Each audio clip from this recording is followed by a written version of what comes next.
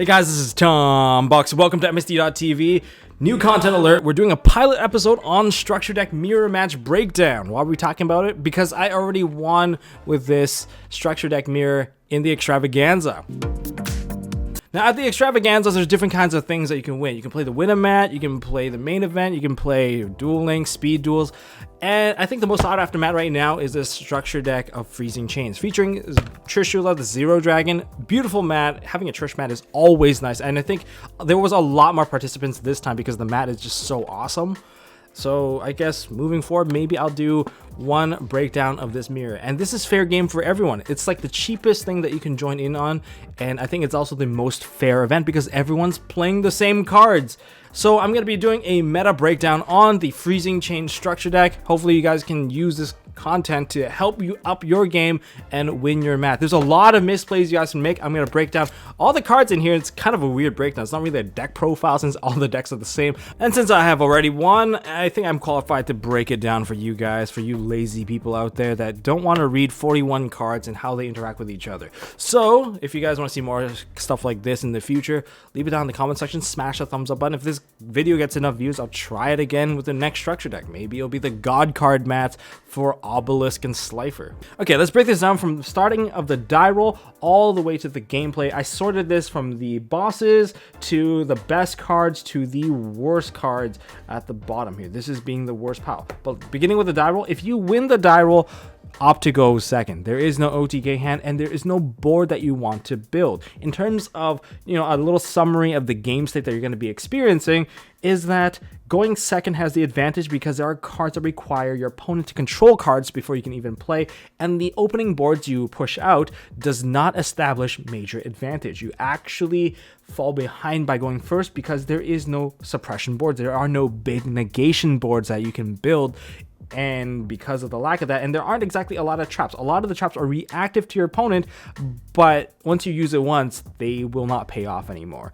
In other words, you're not using like continuous spells and traps to basically suppress the board over a multitude of turns. It's more of a one shot and that's it. So that's why ideally going second is better. For your top line of monster here, that would be your synchros. Know what each one serves in the function here. DeLorean helps you bounce back your own cards. Brio only bounces your opponent's cards. You also have Gungnir, your main aggressor. This is probably your best monster opening up with the least amount of consequences to kind of punish you later on. Trishula, I don't recommend making this unless you know it is 100% safe. You can get severely punished and there are certain cards that you have to banish.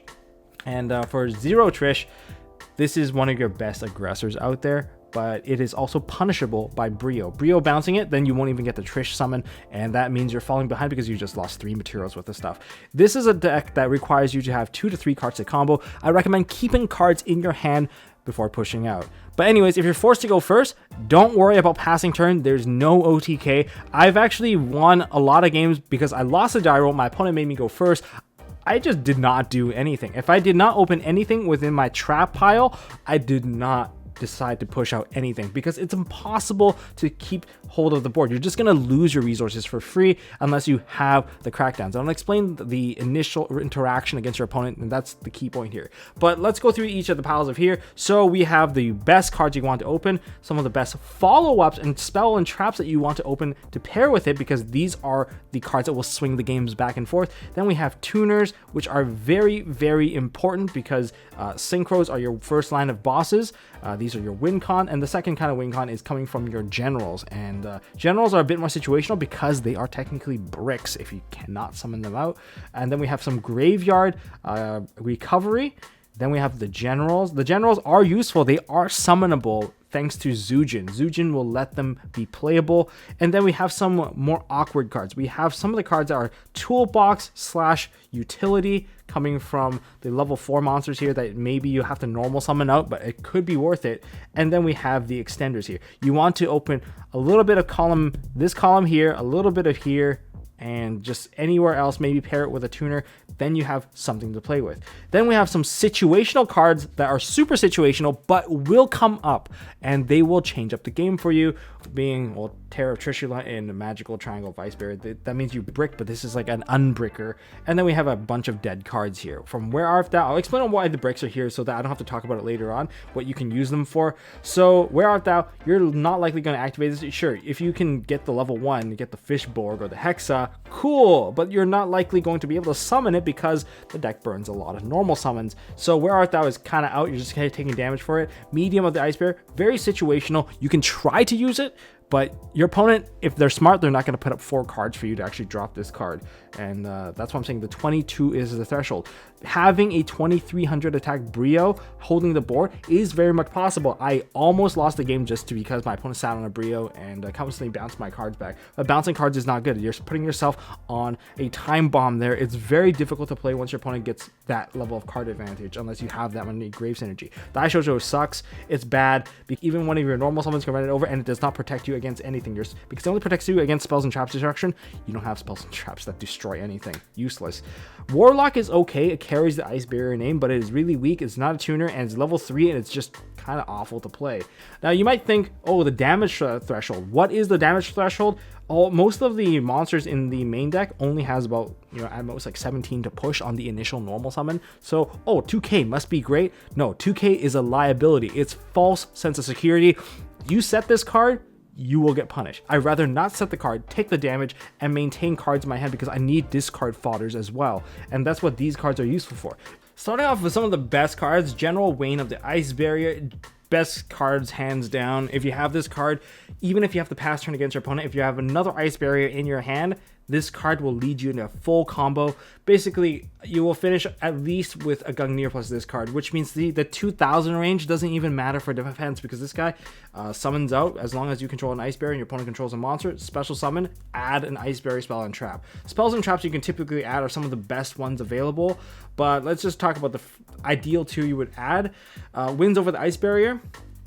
So this one lets you basically tribute any number of Ice Barrier monsters, special summon any of the level 4 or Ice Barrier from the deck. You're likely going to be going into the Revealer because this one summons out the tuner. Ideally, this is your synchro combo in one monster, and having a free summon, that's really good. And not only is it a free summon, but in the graveyard you can banish this card to add back a banished or one in the graveyard back to your hand, letting you set up a second synchro with the same Revealer.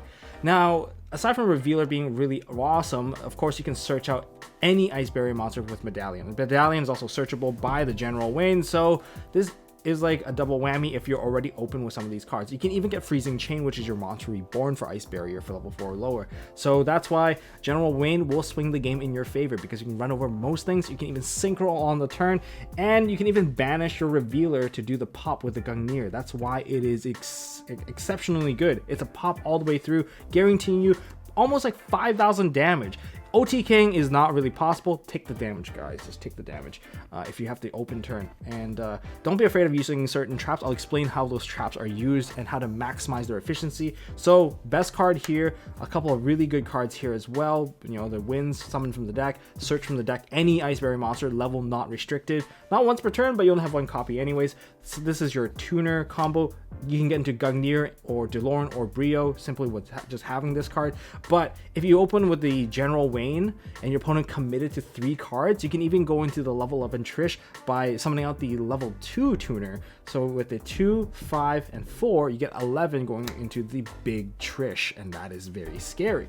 That's one of the options. This is the most flexible option, allowing you to have access to your entire synchro package quite easily. So that's why it is one of the key things here. And once you get into the synchro package, you're committing into the board, which is why I'm saying most things are about 2 to 3 card combo. Hold on to cards. It's very important. Now, let's look into the other 2 cards that I think are pretty good to open. One is Gen X Undine. It's kind of a weird card because it doesn't exactly do anything, but it does mill a couple of cards into the graveyard. You can put your Fishborg into the graveyard, giving you 1 additional extender. You can put the Speaker into the graveyard, generating another tuner, or you can put Zujin into the graveyard, which you can revive itself later on just to add a controller. Beware of the controller placement, but there's more to kind of talk about there. Zujin lets you summon out your bosses, your non-tuner bosses. So that's why this card is also very important and can also help you level ramp a little bit. So that's why these cards are key and they're the best openers. But let's talk about some of the spells and traps, because I think these spells and traps are better than basically any of the other cards in the deck and can technically change the flow of the game. Because Wayne is one of the cards that you have to counter. Because Wayne exists, you have no choice but to figure out how he works and kind of disrupt its synergy. It needs another Ice Barrier monster that you have to control to truly play it and to activate it from your hand. Because of that, Crackdown is one of the best cards to counter this. If your opponent summons out a monster that's basically a tuner, just play Crackdown. It's either going to be General Wayne or it's going to be, say, another monster like Speaker, because Speaker also activates in hand to summon itself onto the field. If you take away the tuner, it's quite important, or you can wait a little bit, but I would say if you are the one that has already developed a board and you see your opponent normal summon a card, it's likely they have General Wayne in their hand, and you have to play through that General Wayne, so be very careful. If you see your opponent summon a Revealer, just normal summon, just take it. It's free. It's a free monster. Don't let them extend, and that's how you can play it out. A Pointer of the Red Lotus is kind of an interesting card. A lot of people that I've seen did not actually activate this card. I beg to differ. If you're forced to go first, activate the Red Lotus. Take out the Ice Barrier Medallion, take out the Wayne, and then they'll lose their counterplay, and they basically have to skip turn. A lot of people thought Mind Drain was useless. No, it hits 2 cards in the deck, General Wayne, and it also hits the Speaker. So if you want to cut off people's extenders, Mind Drain is the way to do it, and it stops General Wayne, which is like Storm Duster. You just play this one very carefully. If you play a lot of goats, you should know how to time this one well. There are a couple big cards that you can hit here, namely there's also the Fiendish Chain. Fiendish Chain bounces back with DeLorean if you have a chance, because having Fiendish Chain turns off their Revealer for a couple of turns. And this one is a bit more of a defensive card for punishing people for going to Trishula. If someone's going to go into Trishula and your opponent activates this card on you, remember Trish, like I guess regular Trish I should say, doesn't target, so you can choose how many cards you can banish. Ideally hit the graveyard, and what you should always hit is Winds Over the Ice Barrier. Hit this card, because you're going to be losing cards out of your graveyard anyway. You're losing 2 cards, so hit this card so they can't retrieve the Revealer. It's a very big point. Remember, Wayne is a win condition. This is another win condition. These are your win conditions right here. So these are the cards that your deck should be focused on countering. And be very careful of Zujin. Zujin could be a surprise win. I took a surprise win with a Zujin because I managed to fetch an Ice Barrier to get a General to summon with the Zujin instead of going into my Synchros, because I actually ran out of tuners. So that's another option. But I'm going to leave these cards up here so we can see what's going on. And we're going to move on to the next stack of cards. I think these are the tuners that you have. Yes, these are the tuners. Yes, all of your tuners. These are the cards you can summon out. So these are your tuners that you can summon, and then you can push it with another extender, which can help you get into your Synchro package. And so, speaking of the extenders, the best extender that you probably want to see is Speaker. Speaker lets you summon out another token, but if you control an Ice Barrier, you can special summon itself, which is a level 4, naturally working very, very well. If this plus a tuner, it's Gungnir, it's Brio, and if you have another monster you can summon out with, or if you have an extender, such as like a Graveyard Revival, or you have, Silent Angler, that's also another card. That means you can go into your bigger monsters like Trish, Aqua Spirit, and that's really about it for the extenders that are free from the hand. Just be careful of Angler. I believe you're locked into no more hand summoning if you use Angler, so you should use Angler last. So these are some of the cards that are quite useful. Now we kind of go into, like, this is what I call, these are filler cards. You don't really put filler cards in your deck because you don't need to. You can play the most efficient deck possible. Strategist is a card that you can open with because you can start digging into your deck, and the digging is important, and you can even load your graveyard for Moulin Glacia, but the digging I think is the most important. I would avoid throwing away Dance Princess because it can actually control the back row, force things to be bounced. It just reveals Ice Barrier monsters in your hand, and then you can target equal number of set spells and traps your opponent controls and bounce them back. If your opponent uses a Fiendish Chain on it, great, you burn a Fiendish Chain. If they don't use a Fiendish Chain on it, I guess you can just constantly cycle it so that they can't use their card effect, which is great. This is also 17 and 16, lots of damage that you can push through, which means you need to shorten your range. If you don't shorten the range, you're gonna have to maintain control after you push. That means you still have to try to maintain 2 to 3, I would recommend 3 cards in your hand before you do anything too spicy. All right, and then I put this one here as a more useful card because Spellbreaker of the Ice Barrier. Aside from like locking people out of spells, I didn't really use that effect very much. I know it's very useful if you can use it. If you're forced to start with it, fine. But the problem is you want this card in defense mode because of the 2k defense, and it shares the ice barrier name. So if they're opening with like a 16 or 17 beater, this can actually wall up, and carrying the ice barrier name, that means you can still use it with like additional monsters. Blizz is an awkward card. It's not that great, to be honest. And if you have it in your hand, you're gonna set it and you're gonna let it die. Grave synergy. Freezing Chain is probably your best graveyard retriever because you can just target a card and it'll bounce back. And don't forget to bounce this card back with DeLorean, because you can, giving yourself a multi-monster reborn. Like, DeLorean is there to bounce a couple of cards. Fiendish Chain, this card, and if you're in a weird position, maybe even Crackdown. Surface is alright, giving you the additional levels. It can help you get into Big Trish if you need that, but you shouldn't really need to go in there. Going into Big Trish is such a big commitment, so only if you know you can secure, like, oh, your opponent's down to two cards, then you can go into Trish, then it's safe. Otherwise, you're gonna get brioed, and if you get brioed, it's gonna be a complete swing, because that 2300 attack, you might think it's small, it's very, very, very big. So these are your grave extenders. Now, some other cards that you may or may not expect to hit you hard is going to be Terror of Trishula and Triangle Ice Barrier. So one of course is like, oh, reveal a bunch of cards and then you can summon it. This can turn your brick handful of generals into an amazing hand, because you can summon out I guess the biggest one here would be Grunard. Grunard is an additional normal summon, so it can help you set up your combos even faster, and you pop one of the problematic cards. This is one of the cards that are required to actually set up an OTK. But then you also need the correct ice barrier cards. But it's really, really hard to actually get that. But this is a very good utility to pop some of the problem cards on the field, and I think it's your only generic pop. Now, if you set up Terror of Trishula with one of your synchro monsters, this is really good, because it functions much like a Crackdown, much like basically a generic removal. But otherwise, even for the one-off effect to control the board, I think it's good enough, because like, you're banishing a card on the field, they're trying to combo and you took away their combo piece. That means they're extended. Like, all forms of extension in this particular deck requires some form of commitment, and this will leave them with a really weak board for you to capitalize on. And the generals, I'm giving you the generals right now. It's very weird to play.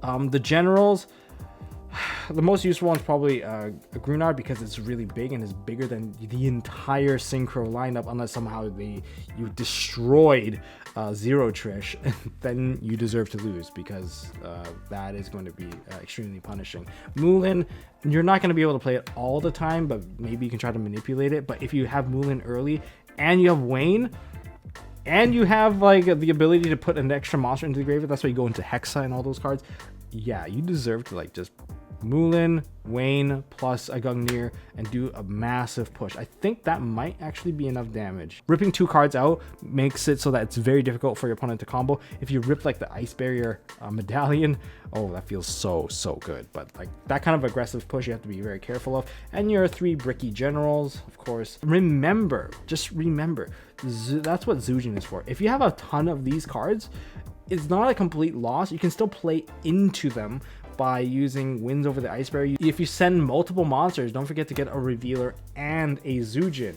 If you get a Revealer and a Zujin, you can play with all these cards, because you can just, oh, okay, well, I'm just gonna tribute this, summon out a Grunard, and if this card was already in your hand, or whatever the case may be, you can just summon it out and try to make a combo out of it. And don't forget, Zujin can come back out of the graveyard by reducing the level of your level 3 or higher. Again, I mentioned it before, level 3 or higher monster, like basically reduce 2 levels and summon this card out, banish it when it leaves the field, and you can tribute this off to summon out your bigger dudes, which is why even some of your weirder bricks, you can use the Zujin to bring them out, level 5 or higher dudes. But remember, you can also use this to aggressively play the General Wayne, because that's also a level 5 or higher. It kind of turns out alright. I would not use it, because General Wayne's effect is just that much easier anyway. Why waste a Zujin? If you have a Zujin on the field, just drop this guy, right? So that's kind of the rundown of all of these cards. Okay, so this hand here, say your opponent made you go first. The first thing you do is you pass turn. Don't commit. Don't set this card. Don't be fancy. Oh, I'm going to save my life points. You're saving your life points by not putting this card out. They do a lot more damage because you put a card down than not. And if your opponent decides to commit into a board, they better be able to kill you. But otherwise, it's kind of useless for your opponent because they don't have access to General Wayne if you don't do anything. If you set a card, if they have General Wayne or Iceberry Medallion, you are done for. I think you can even get OTK'd. And I guess I can try to illustrate that in this point. You guys can try to break this all down because you're probably going to get this in bits and pieces. But the key thing here to keep in mind if you're playing against your opponent is that how many cards do they have in their hand? Remember, the rule of thumb here is 3 cards to combo. It takes 3 cards to combo, and it's really 3 cards, I think, to push about 5,000-ish damage. So just be careful of that. And keep in mind, bricks can also happen, and sometimes people will be forced to pass turn on basically a terrible hand. So if I set this and they have a full combo and I just play the exact same hand, it's pretty brutal. And I'll showcase that. Okay, my opponent sets a card. They do something. Oh, I'll take like 1,600 damage. Okay, cool. My turn. I'll draw for turn. I'm drawing for something useless here, and I'm going to play this one out. I'm going to normal summon out the Blizz, and I control an Ice Bear. They control a monster here. Well, I'm going to special summon out the General Wayne. This does activate, so if Mind Drain is up, that is why you would play Mind Drain and actually push for the 1,600, because now this is now stuck on the field. It feels really awkward. So now I'm going to special summon out the General Wayne, considering that I did not lose my monster. That's why you have to preemptively crack this down. If you don't preemptively crack it down, this will come out, and that's going to be a problem. Or if they have to summon out a tuner monster, you should probably take it away as well so that they can't use the speaker. And it's a big issue if speaker comes out because you're dealing with some of the synchro bosses now.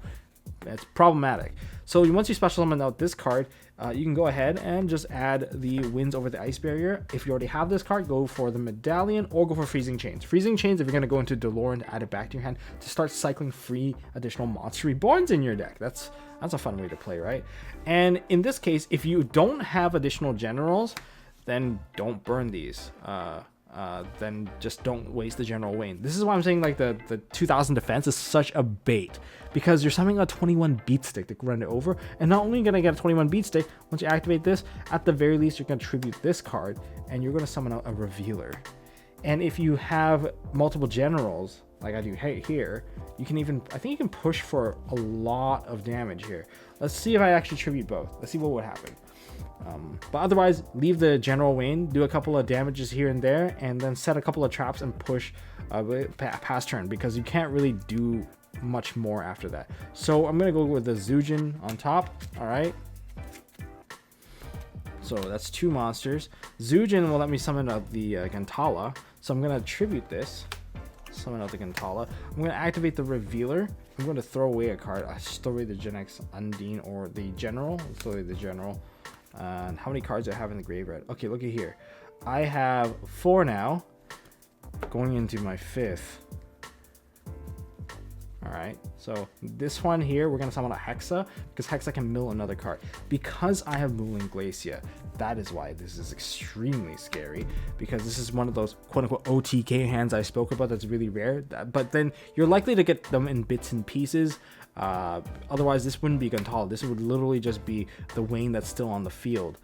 And okay, so now we got this. Hexa's on the field. We're going to use Hexa's effect, send a card into the graveyard. We have to send a level 3 if you really want to push. So we sent the 3 into the graveyard, and now that's level 3. Now we look at the numbers now. You have exactly 5. This is extra deck. You have exactly 5 here. Special summon at Moulin, synchro these 2, go into the Gungnir. This is one of the OTK forms, and you still can pop 2 cards along the way, and rip 2 cards, pop 2 cards. You should be able to win. Don't worry about banishing. So you send this to the graveyard and banish this for the cost. Pop 2, 28, 27, 25. This is enough, I believe, to kill your opponent. Yes, so this is pretty rough. This is yikes. Pretty painful for your opponent. So that's one form of the OTK, but you're not likely going to get all the pieces. So if you're just going to maintain control, let's just rewind a couple of steps here. You're likely going to see this instead. This as an opening play. If you have Revealer in your hand and you're going first, hold on to your revealer, don't waste it. I guess one little brio later, you would have wasted a ton of cards, and recovering resources without salvage, not that easy, and you cannot salvage this card back. Luckily, the card that you can use it to get it back, you can banish this card to add it back to your hand, so you can play it one more time. But then again, you don't have Gungnir anymore, so you're kind of stuck with the DeLorean. And General Wayne is also another card you can add back too, because you can just banish this card and target one of your ice barriers that's banished or in your graveyard and add it back to your hand, which means General Wayne can be used. And if you left the revealer in the graveyard, that means you can add Freezing Chain. And if you can use Freezing Chain, you can make it DeLorean, bounce it back, or play with some of the Fiendish Chains in the deck as well. So Freezing Chains with the ice barrier. This is how you play to recycle your cards, and you want to get these to your hand. Oh, but Tom Box, what if I don't have these cards? What if I don't have them? Then you play the waiting game. Okay, in summary, what do I have to tell you guys? First tip here, if you win the die roll, go second. Get the extra card, try to go for a push. If your opponent committed any kind of resource, punish them for going into anything. Tip number 2, if you are forced to go first and you have a decent hand, do not commit your monsters until you're actually ready to make some sort of trade. Putting monsters on board while not having anything is completely bad. However, if you do want to advance the game state, or you do have spells and traps, I guess this is tip number 3, push with 1600 beat sticks with a spell and trap, ideally among the category of good spells and traps that is good for countering, such as Crackdown. Mind Drain's alright because it stops Wayne. Remember, Wayne is the key card that you have to stop, and that's tip number 4. Prevent Wayne from activating, and also prevent the speaker of the Ice Barrier from activating, because they will lead into synchro plays that will completely devastate the board. Tip number, I guess 4? Is it 4? 4 or 5?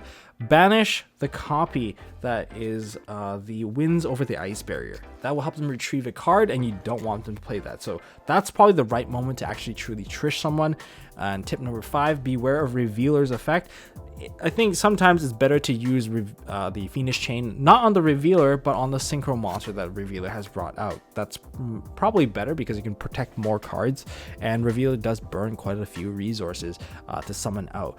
And just because you have established a strong position doesn't necessarily mean your opponent can't make a counter. So tip number 6 is to maintain about a 3-card combo-ish hand to help you recover.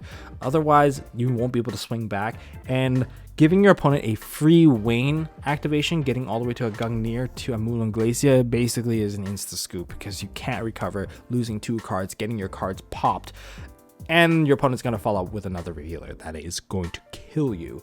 And Freezing Chains. Remember to use DeLorean's effect to bounce back your cards. I used DeLorean to crash into a Gungnir, which was very helpful because I was still able to set a Fiendish Chain to keep me alive, giving me a chance to draw into my own Freezing Chain to make a full comeback. So there's a lot of little micro interactions that you have to be aware of, and also keep aware of all the effects of your Ice Barrier monsters. And the final tip here is don't forget to use your generals. Zujin, if you only use one side of your win package, you're not going to win all your games because you're not going to draw tuners all the time. And if you don't draw tuners all the time, Zujin is the card that you want to see. Try to put him into the graveyard as soon as possible just to make a slight recovery. You're not going to die to an OTK. So that's my summary, guys. That's all my tips. That's everything that you really need to know. And the rest is really up to you guys playing well and drawing well. And that's all I got for this video, guys. If you guys enjoyed this kind of mirror match Ice Barrier breakdown, well, smash the thumbs up button. Hopefully you guys can use it by, I guess, in the next couple of hours, and maybe even the next extravaganza in March, because I think it's still going to be this structure deck, and this is an awesome mat. And guys, smash the subscribe button, ding the notification bell. Really appreciate it. And I'll see you guys in the next one.